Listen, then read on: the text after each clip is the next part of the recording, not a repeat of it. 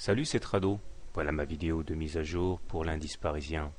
Bon, de manière assez conventionnelle, nous avons une séance très technique vendredi, puisque nous sommes venus tester une fois de plus la médiane, question de voir que le support était effectivement un support crédible, et à partir des plus bas de la séance, on est reparti à la hausse, mais cette hausse a été contenue par la moyenne mobile à cette séance, qui a imposé sa loi aux intervenants, puisque même si en séance on a réussi à déborder cet M7, en clôture par contre on termine en dessous, ce qui montre bien que c'est encore les indicateurs techniques baissiers qui s'imposent.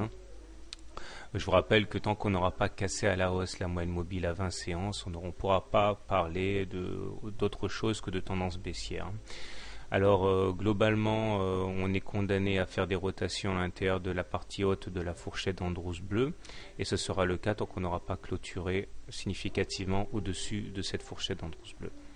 Les indicateurs techniques montrent que nous sommes toujours mal orientés, avec le MACD résolument sous son signal et négatif, au même titre que le momentum.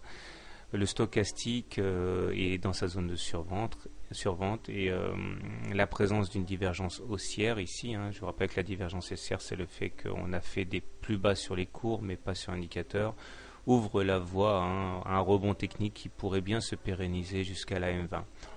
À moins bien sûr qu'une grosse mauvaise nouvelle vienne plomber tout ça. Alors, si vous voulez acheter le CAC, eh bien, soit vous achetez le contact avec la fourchette d'Andrews bleue, puisque visiblement c'est elle qui sert de point de ralliement haussier. Vous pouvez également attendre qu'on passe la M7 pour avoir une impulsion vers la M20. Si vous êtes baissier, eh bien, soit vous shortez les incursions au-delà de la M7, puisque visiblement la M7 sert de résistance à la hausse, soit vous attendez éventuellement de cueillir les cours au contact de la M20 qui elles aussi, n'en doutons pas, devraient donner du fil à retordre.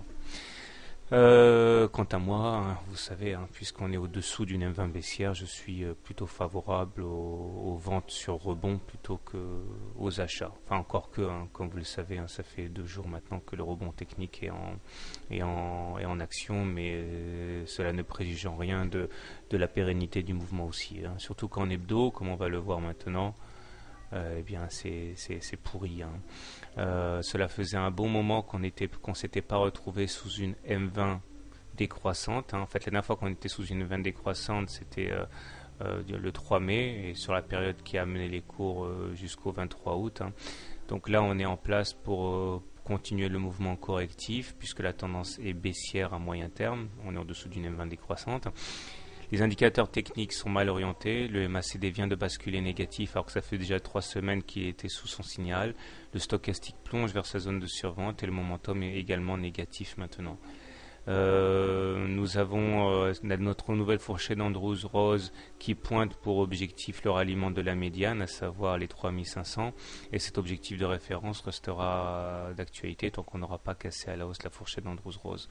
Je vous ai également dessiné un petit canal noir ici qui pourrait recueillir les cours vers les 3670, qui nous permettrait de finir la rotation à l'intérieur de ce canal noir. Voilà, à plus long terme, je vous ai dessiné un petit canal marron intéressant ici qui, en cas de cassure de tous les supports, amènerait les cours à aller chercher 3300. Bon, c'est pas pour demain ni pour après-demain, ce serait tant qu'on défonce les supports, quoi. Donc voilà, bonne soirée, bon trade et à demain.